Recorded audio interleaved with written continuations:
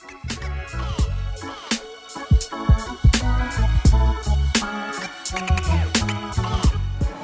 Garrett Harper, aka Yankee Bajan, recording for Black Asian Magazine. I'm here with a special guest. I'm gonna go ahead and let her introduce herself, and then we're gonna get the interview started.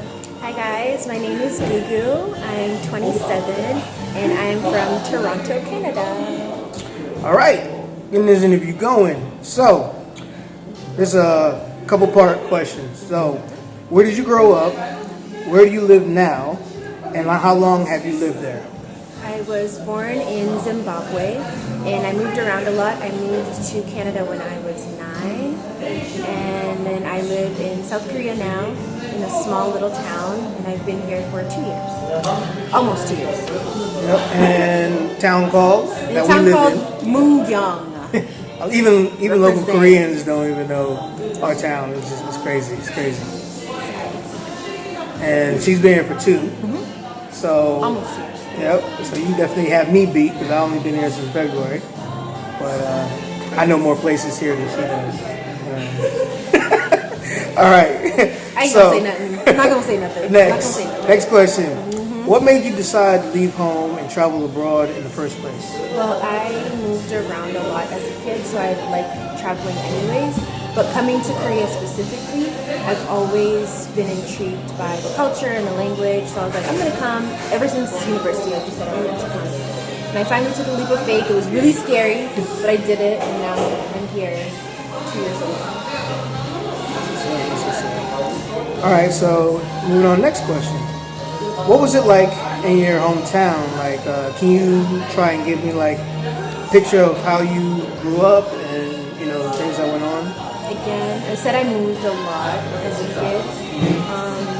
By the time I was 9, I had already moved to maybe 4 different countries because my parents, they were working and they loved to move.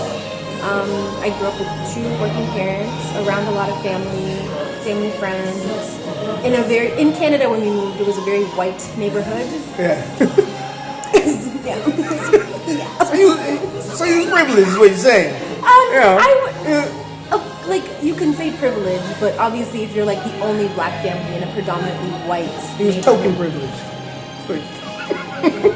If you're a black family in a predominantly white neighborhood, it's difficult trying to find your identity, especially because I moved from Zimbabwe. Like it was black people everywhere, and then all of a sudden I had to move to a place where I'm essentially the only black person. It was really weird growing up. People just asking me if I'm happier now that I don't live in a mud house, or asking me like why I'm not cleaning myself because I'm brown. Like that was kind of a weird transition in my life. Why are you not cleaning yourself? Yeah, because I'm brown, and I didn't understand that at all. And so I was like, that's weird. Like, what does she mean? I'm like, this is just my skin. Wow. And then after moving, I moved to like, I guess a more multicultural area with a lot of brown people, Asian people, and that is where I kind of found my community around other immigrants. So that's how I grew up. Yeah, you definitely grew up very different than I did. From jump, I was in a boiling pot when I grew up, in Brooklyn, New York. So we had every kind of race. Even though I lived around a lot of blacks, but also had Hispanics, I had Jews, I had people from different walks of life, China, Korea, just a whole bunch of different mixes. So I was kind of exposed early. But even me being exposed to that kind of environment, we still went through the same thing. A lot of countries don't realize that, America is mad racist. So we grew up with that, that kind of talk too. Yeah. Not as far as like washing yourself off, not like that, but more of a, go back to your own country. And it was like, but I was born here, so I was like, so go back to what part of America? I was like, I'm a refugee. I can't do that. Yeah. So I could definitely see how hard it is for somebody from another continent coming here and then jumping right into that. You know what I'm saying? Especially if you're not used to it. Yeah. Like, of course, there were white people in Zimbabwe and other races and stuff, but I don't think I identified as black. I was just like, I'm just here. And I think it was moving is when I was like, oh, okay, like, I know what I am. Yeah. But would you say that the white people that are over there in Africa, some of them are there just to like kind of say they have been to Africa, or to say that they can relate to some of the people over there. Like, you think they're actually open, or they just it's like a front? Well, the South Africans, even though they're white, they're still South African. I honestly, I can't say. Obviously, there's still racism within South Africa, like whites against black people and stuff like that. So, and I was young again at the same time. So, what I was exposed to was just a lot of black people. That's all I was really around. I saw them, but I never necessarily interacted with them on that type of level. Okay. To form such judgments. Gotcha. All right, move on. Next question. So, can you tell me some of like the differences you have noticed between like your home and here? I think the first difference is how homogenous it is in Korea. It's a lot of Korean people everywhere, obviously. Yeah. Whereas in Canada, it's very multicultural. So I don't feel like an outsider. Like, I'm just like, oh, like this is just home. So coming here, I definitely don't feel like this is somewhere I can make my home. So like that was the biggest difference. I feel like it's like Korean people are just all in. They're together, which is great. Like, yeah, it's all great. But I feel like an outsider. Yeah. Whereas if I go home, it's like there's just different people everywhere. So I'm like, okay, this is how I feel at home. And also, one thing I noticed is like, I feel like Korean people are. How do I explain this in a nice way? Like, at home, everybody has their own individual response to whatever is going on. Like, just because, okay, I am from an African home, but I have friends who are from a Jamaican home, but we're all Canadian.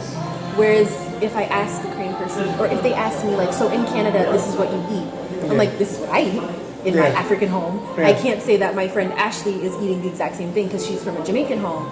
Or like my friend Susan is doing this and that. I don't have friends named Susan. Or my other friends are doing all this because we all have our own roots and our own culture. Whereas I feel like in Korea it's all under one umbrella. And I've had people say this to me. I've had locals say that also. Like they're like, as Korean people, we like this because we are Korean. So when I tell them about my experience, they're like, oh, so in Canada this is how all Canadians do it. I'm like, whoa, no. That's like, and I was like, I'm sure you experience it too. It's like when we go to certain restaurants here who say that as foreigner food, and then we go there and we eat. Like that one place we went to, the Pasta Bistro, and you know, it didn't taste like it's an Italian place at all. So you're like, we have to go to like the bigger cities like Seoul and things like that in order to really get a closer taste of foreigner food because there's so many foreigners around. So yeah, I definitely understand the whole thing about, you know, they think, you know, like everything is one way in another country, and they're like, you know, oh, well, that's how they do it in America. No, that's not how we do it because there's so many different cultures and backgrounds. There's always different styles of stuff being done, like from north part of America to the south part of America to the west coast to the east coast to the Midwest. Everybody has their own style, their taste, so nothing is all the same there. And like you said, a lot of them do think that way.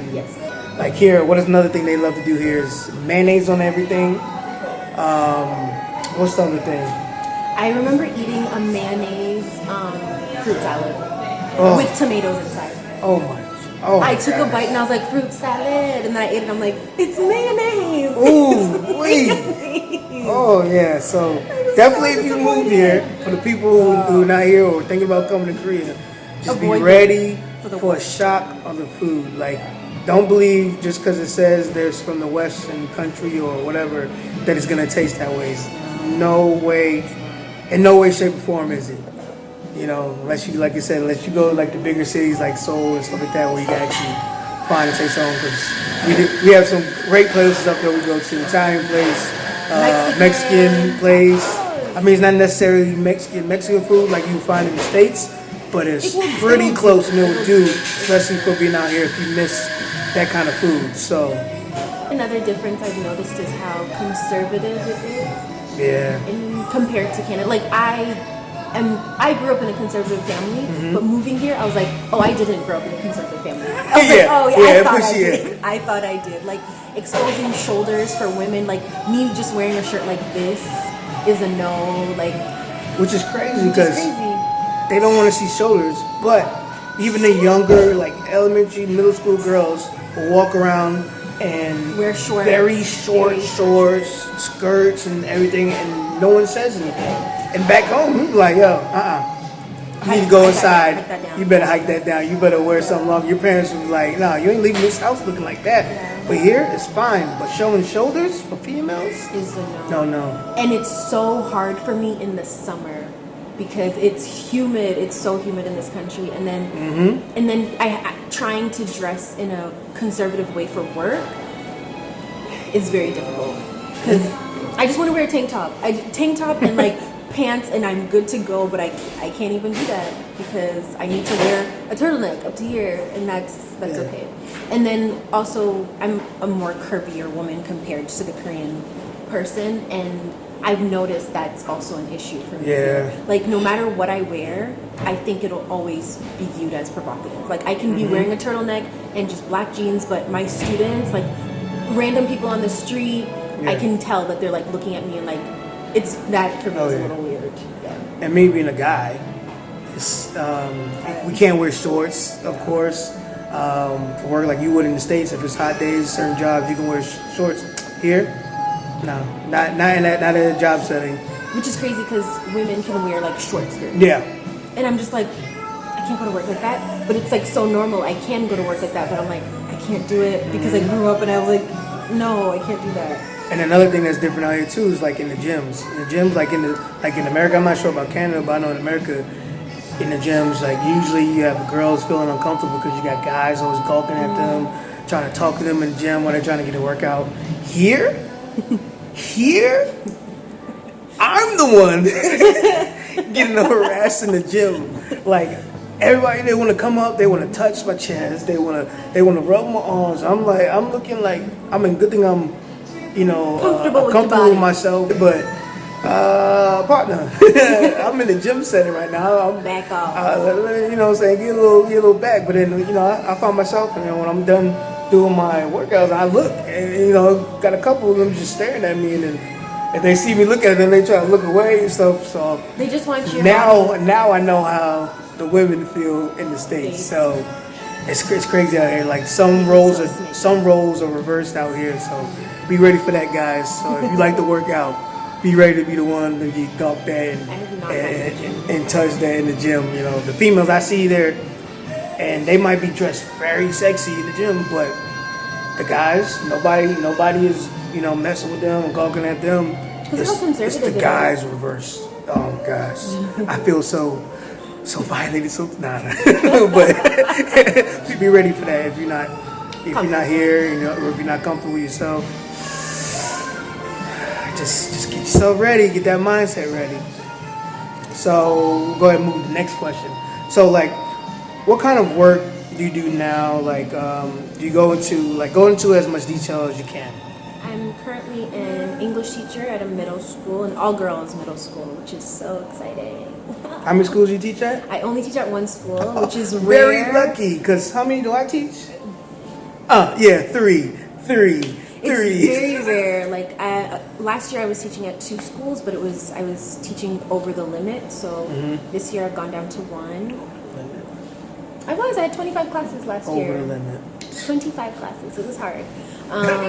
But other teachers in the area, some have 5, some have 3, some have 2. 4. Yeah, I'm very lucky. I only have 1, but I do miss my countryside school. Like the kids were so great and very appreciative. I feel like they really appreciated my time there. Whereas this school, of course, like the girls like me and they care, but it's hard sometimes. Didn't have it fair in the city, in the major, in in the major part of a city. The kids' attitude is way different than the countryside ones. Way different. So I do miss that a lot, especially because it was Friday. Like I would chill and I would just like hang out with them. Whereas this school on Friday, yo, they be testing me. They be testing. Even though you're lucky and you literally live right across the road. I am blessed. I'm very grateful for my situation. I live very close to my school. My coworkers are wonderful. The kids, to a degree, are great, but they do test me. And it's an all-girls school, guys. And they're teenagers. Puberty. Just think of it. Just think of it. It's not easy. Yep. When they have an attitude, same thing. She teaches all girls. I teach all boys in middle school. And when it's all one gender in the school, messes up with them. It's not right. It is crazy. Now here in Korea, it's like the school's environment is turning more into like the kids are getting more control. Like because the teachers and the principals and stuff, they don't want to cause an issue with the parents, or they don't want the issue. They don't want to deal with it because, like she said, it's very conservative out here. A lot of times, people don't want to deal with the issues, the frustrations, like that. So they just, a lot of times the kids when they realize that too, that's when they turn up. So then you got us foreigners that come here, and we get thrown into these roles, and next thing you know, we're looking at it like, wait a minute. Control yourself, but then we look into our coaches like, are you gonna step in? And then they're like, oh no, we don't want trouble from the parents. But yet some would say that we have more power in the classroom, so we need to confront them more. And it's like, we get told two different things. It honestly depends on the co-teacher, and it depends on the situation. The school. Because in the school as well, I have great co-teachers who will step in and they're like, whoa, no, cut that shit out. No, it's cool. This is an open interview. You can be real, you can cut, it don't matter. This is real. This is us. This is how we get down. But they literally be like, no, cut that shit out. Whereas I have I won't go into detail, but I have one co-teacher in particular who cannot control the classroom. Instead, the students are controlling him. So that's where I have had to take a more a dominating role, where I'm like, okay, guys, like sit down, calm down. Like if I'm mad, they'll listen to me. Whereas the Korean co-teacher who knows the language, who I would necessarily rely on, is not doing all that. So it definitely depends on the person, the classes, and it's.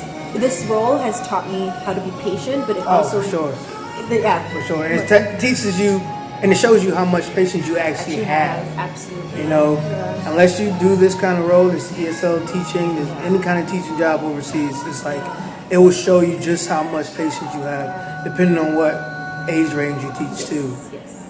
Let's see. Next question. How do you feel as a black person living and working in this culture? Like, good points and bad points.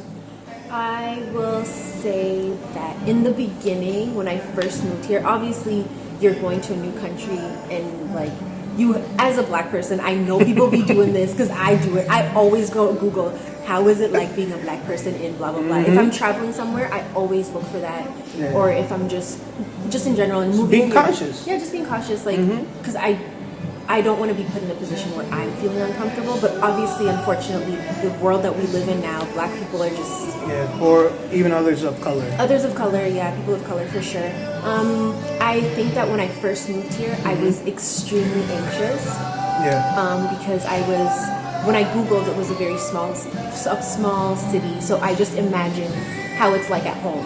If you're in a smaller city, there's more instances that you can get into racist situations. So that's what I was afraid of. Like, I was scared to go outside. Like, I'd be peeking outside. I'm like, is it dark for me to go shopping? Perfect. And I'd run to go shopping. Like, I was so scared. I did not want to have those issues. But honestly, I've been met with extremely nice people. Like, I haven't had issues in Mungyeong, in the city, where I've had, like, latently racist situations. It's more so everybody's curious. Like, I've had people like in my hair, like old women just touching my hair, people touching my skin, saying it's so soft. Like, my kids were so excited to see me when I first got there. Like, they were just so curious and so excited. So I thought that was really nice. I've had unfortunately racist issues in Seoul. Of course. You're gonna have them everywhere around the world. You can have them everywhere. In Seoul, more so, like not being let into a club because we're black. I've had that, and I've had my friends also have had issues where that has happened. I think the one thing is maybe xenophobia, not necessarily racism. Like, I think Korean people are very prideful nation, and they love to keep things within Korea. So when like I've had my friends tell me about situations where it's like, you're here, why they're being stared at as to why are you here? Like that's the look that I feel, and that's the look that I get. It's like, what are you doing here? Not in a curious and friendly way in the bigger cities, but like the fuck. And it's usually like the older crowd, which is understandable because some of them have never been around person of color, or they only seen some like the bad stuff on TV, and they automatically assume. So I'm sure there are probably situations where there are some that are probably, might be racist, but you're not gonna you're gonna have that no matter where you go. And like you said, when it came to like these clubs, at first I can kind of see that how it can come off as being racist, and you don't know anybody's true intentions unless you talk with them, unless they want to explain it. But there is situations where some clubs don't want other foreigners in it. It's not necessarily your color, but they just don't want foreigners because they just want to keep it in Korea. And what I was told by a couple locals is that some of the clubs do that because the locals, they're scared once again about speaking English, and so they know if they're surrounded by people who can speak very good English, who are not from here, foreigners, they might feel uncomfortable to be there and won't enjoy themselves because they'll just be too scared to try to talk with them or try to experience. So some clubs where literally that's why they make it just all Korean only. And then there are some who are prejudiced or straight up racist. And it's not, and I've told this to other people before too, it's not the people who work the doors, who work the events. It's not them. It's their bosses that you will never see that tell them, I don't want foreigners there. I don't want people of color there. I don't want this there. I think last year there was actually a messages that were leaked of club owners who gave directions or instructions to their bouncers of who to let in and who not to let in. Yeah, I've heard about that. Don't let black whites. people in. Whites were allowed. Yeah, and so that's exactly what I experienced. Like my friend went in, she was from China, and then I was walking behind her, but they stopped me and my sister. And then afterwards, they're like, what? They're like, oh no, we don't want foreigners. And then she literally looked at them, she's like, my friends who went in right before me are two white girls. And then she was like, I'm out here. So she went in, grabbed her bottle, and then just left. Yeah. So it is what it is. There it is. And out here, which I'm sure you know still before, a lot of times too, it's like, it's not up front.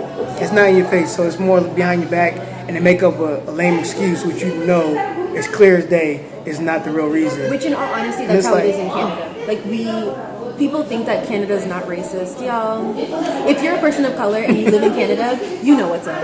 You know that place is racist. Like, and it's not an up in your face type of racism that in a lot of, not everywhere. I would say maybe in different parts of Canada it's like that. But I'm from Ontario, so it's a very subtle kind of racism that it's like under your breath, and it's like and so being here, I'm like, I could see it being very similar. But I've honestly, that's what I was afraid of moving here, that I would have that type of racism, but I haven't. I'm very thankful. But I do have friends who are not even black. Like I had a friend she was just mixed, and she was brown.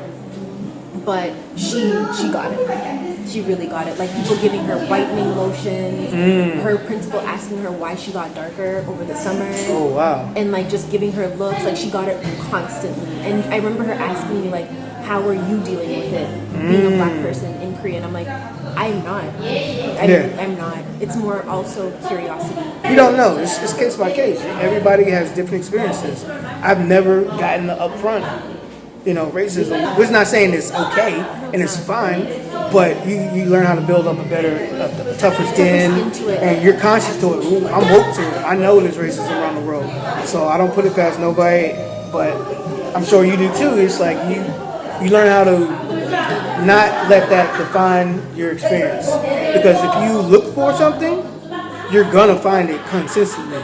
So if you think negative, if you always think everything's negative, you're gonna have a negative experience. It's gonna define your stay, your work, everything. So don't let something that's negative define your experience or you or change you. That's how I think things. Or fear. Yeah, fear definitely. Fear is what I've seen is created. It creates stuff in your mind too that's not really there because you fear that it might be.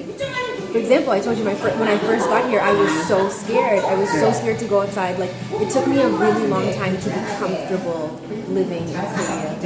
And obviously, I was going through other things as well, but it took me a long time just to be like, okay, I'm fine. It's not the end. And it was just fear. Like, fear of being different, especially because I was always surrounded by so many different people. And now I'm just surrounded by predominantly Asian people. And I'm like, the one black right there, and I'm like, oh my god, like I just felt like everybody's eyes were constantly on me, and I was just anxious, and I couldn't handle it. But hey, the stereotypes are strong. Very strong. I had a student because I did a lesson. I tried my best to do different types of lessons. One lesson I did was just about South Africa, and I was showing them different pictures, and then my student literally asked me like, how come they have apartment buildings? How come they have trains? Why do they have cars? I'm like, what do you mean? How come they have these things? Like, of course they have these things. And she was like, on TV, when I see it, they live in X, Y, and Z, or it looks like that. And I'm like, don't always trust what you see on TV. Exactly. Educate yourself, go out there and see what it's like. Because obviously, and that's the one thing I've noticed as well, when people ask me like, oh, are you from Africa? There's like an underlying negative tone towards it. They're like, oh, you're from Africa? It's like they feel bad for me. I'm like, why do you feel bad for me? I'm like, yes, I am. I'm an African woman, of course. Southern Africa, that's where I'm from. That's where I grew up. And people just have their own perceptions of what it looks like, but it's not even like that. I had 2 houses at home. And then I had to move to a motel in Canada. I was like, what is this? Me and my family were so shocked when we moved. I was like, where are we? My sister was like, why don't we have a car here? Where's my car? So yeah, it's just, I guess it's a perception thing and how people view things. Stereotypes are very strong. So that's what also brings about that whole feeling as, people being racist. It's just they haven't educated themselves about issues around the world and it's just ignorant. So to a certain degree. All right, moving on to the next. We got a couple more. What kind of jobs are black people or people of color involved in this country? I've seen a lot of hair stores, especially like black women. Hair stores, hairdressers who can do those beautiful braids. What else have I seen? Honestly, I don't know. I think there's a lot of YouTubers that are now forming like a big community. Like next month, there is the Seoul African Fashion Show. Yeah, I've seen that. Which I find is very important, especially if there's a lot of people, like black people, African people. It's good to make that kind of community. So also seen entertainers. Yeah, that's true. Yeah, seen entertainers out here. Modeling. Models, entertainers. So that's what I've seen a lot of. In terms of businesses, other than hair, I haven't really seen anything else. Especially because we're in a small city. I don't go anywhere as often as some people. Yeah, I go everywhere. So I don't. I'm such a homebody. I think I might have seen I have seen a restaurant too. Yes. There's definitely restaurants in Seoul, restaurants. Like Ghanaian restaurants, Ethiopian restaurants. Yes. So if restaurants here, other than that, I don't know if there's anything else. Clothing stores, in like predominantly African areas. Like Ulsan had like some African tailors. Yeah, usually around military bases you see more, if anything, of businesses of color. You'll see more around the military bases, U.S. ones. So I think it's actually kind of harder as far as opening up a business out here in Korea. Unless you're fluent in the language, then it's kind of difficult. Or have like a Korean person to or a Korean person who's like your overhead. So that they deal that the local government deals with the most. So yeah, I have noticed pretty difficult. Pretty difficult out here. But, oh well. if you want to stay, then you'll find a way. Oh yeah, for sure. Some, marry into it, or or have kids to kind of get their mark in and be able to do that. Like when we was in Seoul, Itaewon part of Seoul, remember we was passing those little African kids, and they were speaking fluent Korean. I'm just like, whoa. And it's like, what? Like, it's just shocking. But it was like, you have to integrate in wherever country you go to. If you really want to establish a foothold, you gotta definitely dive into the culture. Gotta get it, and then that's what also opens up the locals to you too. If they see you are really trying to integrate into their system, understand the culture and how they work, it opens up a lot of doors. So definitely not going to deter people from coming here and living and open up business. It's your preference. Whatever your preference is, you just got to come and see. But don't you feel that, honestly, I just feel like you can speak Korean fluently, you can marry a Korean, but I just don't feel like you can ever truly feel at home. Yeah. I do get that feel. That's the feeling that I get. Like, I've known people who know people who've been here for like 12 years and they can speak, they're married, but as soon as somebody who's Korean sees them, they attempt English, and then they're like, oh, I speak Korean, but even then they're just like, sorry, what are you saying? It's like, this is Korean. Yeah. I know you know what I'm saying, but they still refuse to try. And this the mentality, and it's usually the older generation is like that. They're like, what are you doing? Like you said earlier, why are you here? Why are you? How is it that you can speak so well of my language? It's like ignorance again, and you're not going to fully defeat that. So it's all a preference. If you can deal with that, if there's something that doesn't bother you, and you can deal with it for long periods of time or for the rest of your life, that's your preference.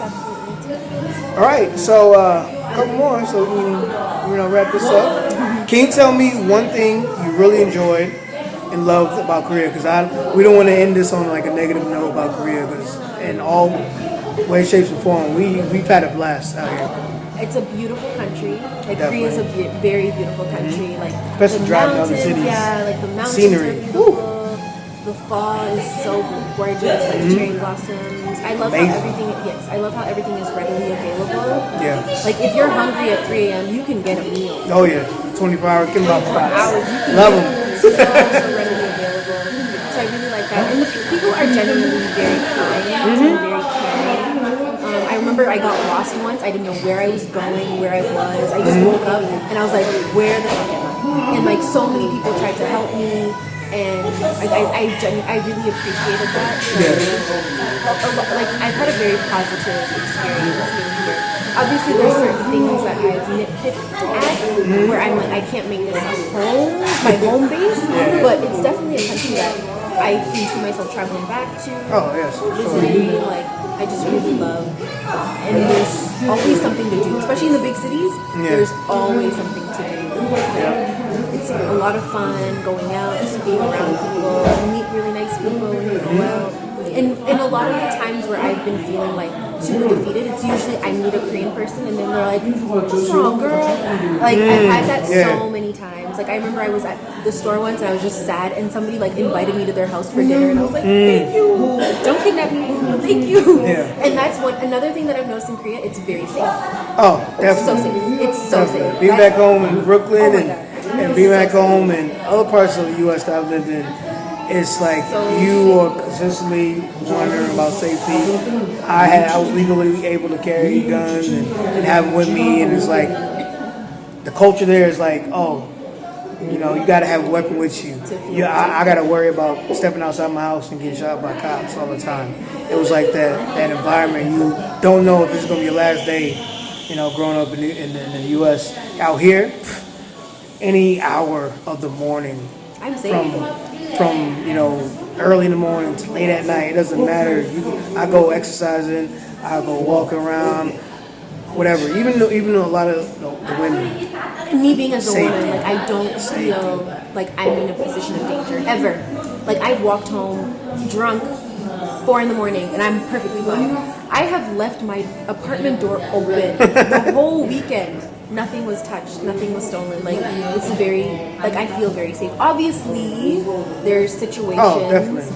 Everywhere around the world, you're gonna have some stuff here and there. Yeah. Not everybody gets the same experience, but because there was a situation recently where this guy followed a girl home when she was drunk, and he tried to get into her apartment. Like, see, there's things like that, but generally, I feel like it's a very safe place. yeah, it's not a normal occurrence like it would be in other countries, like especially the U.S. But yeah, it's definitely not like that. I also love the fact that we don't need keys for our doors. Oh, yes. Love it. Typing in codes. As long as you don't forget your code. But yeah, typing in codes. Oh, I love it. I love it. Because I have gone to Seoul. Again, there's something wrong with me. I've gone to Seoul. I've forgotten my, what's this thing called? Identification. There we go. I forgot my whole ID at home. And I've gotten to my Airbnb and I was like, how am I supposed to go out? And I just called my friend, like, can you just go to my house and like bring it with me? Because she was going to Seoul that weekend too. And I should just give her the code. Easily. It's so amazing. Easy. I love that. My friend actually needs a key. I feel sad for her. Ooh. I know. She needs a key. But I love the code. Alright, so last final thing. So we're getting this off. Tell me about like any like upcoming projects or anything you might be involved in now, what your plans are for the upcoming future, like do you plan on staying, what country next you might depend on trying to go to and everything. I am staying. I'm staying here. I feel like I've said this throughout the whole interview. I'm not planning on making this a home. Yeah. So I don't want to risk moving and then being in a worse situation because that happens to some people. Future projects, honestly, I don't know. I've been thinking about starting a hair business out here because it's a smaller place. It's harder for people in smaller areas. I feel like Definitely, because people got to consistently eat, men and women who got dreads or braids or whatever the case might be. You got to go to Seoul, Daegu, you go to the real major cities, and some don't even know how to do it properly. So it's like I've seen some, and I was like, and you're charging $125 for this shit? No, I feel like it's just a ripoff, and obviously it's because you're feeding off the fact that people don't have anywhere else to go. Exactly. And you're gonna be like, I'll charge you what I want, but it won't be what you want. So capitalizing on their situation. On the situation for real. So I've been thinking about doing those because I did these myself. But yeah, I've been thinking about doing that. But other than that, that's all I can do. So we'll see where life takes me. Yeah, definitely. Eventually, you stay in one place so long, you gotta, if something doesn't draw you consistently into the culture, it's like, let me try something else. And I have friends that are in other countries, and as there's still other places I definitely want to visit. So I know for me, staying here, like I thought about doing it long term, but there's other countries I know that I can start a business easier and also bank in a lot more money. Teaching on the side part-time. Here, you kind of got to do it full-time. And then the thing I don't like about here is that you can only, if you're a teacher, you can't do other work. Because it's illegal, they'll kick you out of the country. So it's like it's definitely a little harder trying to have a side hustle, which is why I feel like hair would probably be something that I'd be interested in doing on the side. Yeah, because I definitely don't see myself teaching kids forever. As long as honestly, I want to open my own business. Same as you. Not hair, but because you ain't got none. Because I choose to cut it. Oh, can you grow it? So it's just this experience as teaching has made me appreciate all my other older years, like high school, middle school. I'm like, wow, you guys went through it. Yeah. You guys went through it. Teachers are amazing. Don't take them for granted. Definitely, it's not something easy as people might think. It's not easy, especially when you have multiple schools, multiple different views on things, different attitudes, and then language barriers. But then also when it comes to vacationing, oh my gosh, if you have multiple schools, it's a mess. She has coordinated one school. I have to coordinate with 3, and it's just difficult. But you make it work. So it's a great country. I feel like this is a good country to just dip your foot in. The benefits are really good with the EPIC program. And no matter where you're placed at, you can always find a community, like people that you vibe with. If it's the locals, it's cool. If it's like other foreigners, you can find a community. Your niche, you can find that. Definitely. All right, so once again, appreciate having you, special guest. So like I said, she's like my younger sister, knowing one. The cuter one. Like my other so ones. Once again, is Garrett Harper. And Gugu. And I'm recording for Black Asian Magazine. Catch you on the flip side.